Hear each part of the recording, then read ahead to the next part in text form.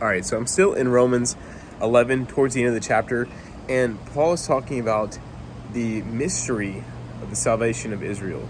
Because if you haven't been with us for the past couple of days, we've been talking about how Israel was God's chosen people, but then they kept turning away from God. So then God decided to save the Gentiles,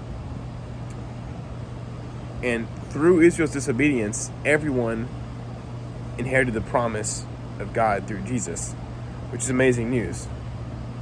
But Paul is saying that basically, through the trespass of the Israelites, salvation has come to the Gentiles, meaning all of us.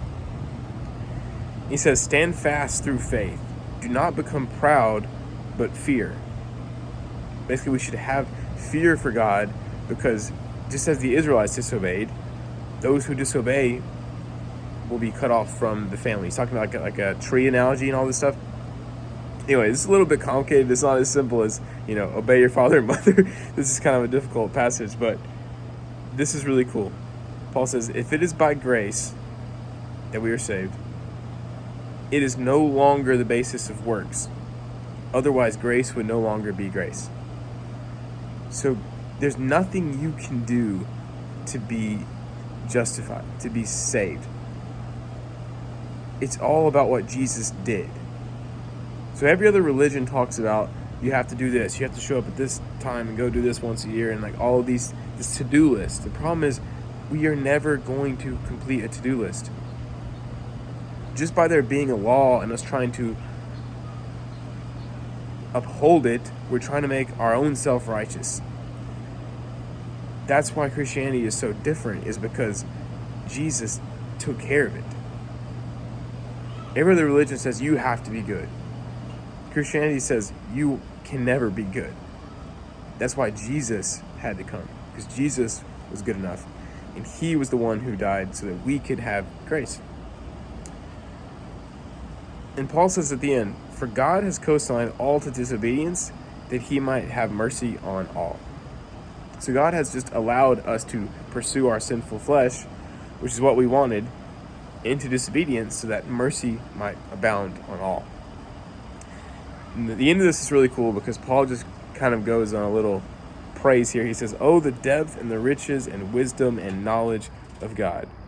For from him and through him and to him are all things. To him be the glory forever. Amen. So sometimes when you're reading the Bible, it just gets confusing and you're just like, what is going on? And I feel like this is kind of one of those moments, and Paul wraps it up just nicely at the end of Romans 11. He just goes, oh, the depth and riches and wisdom and knowledge of God. And if we ever think we'll understand a 0.0000% fraction of the wisdom that God has, then you are wrong and you're prideful. And we do this so often. We think we know everything, but we don't know anything. We don't. And the scientists you listen to and all these people who are telling you that there's no God because of X, Y, Z, please don't be fooled. Please don't be fooled. There is a creator who created us, and he is good. He is good. And he has infinitely more wisdom than any human could ever possibly think to imagine. And this is what Paul is praising him for right here. He says, oh, the depth and the riches and wisdom and knowledge of God.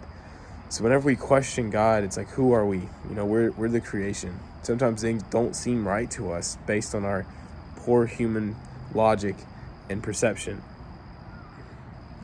So yeah, for him and through him and to him are all things. To him be the glory forever. Amen.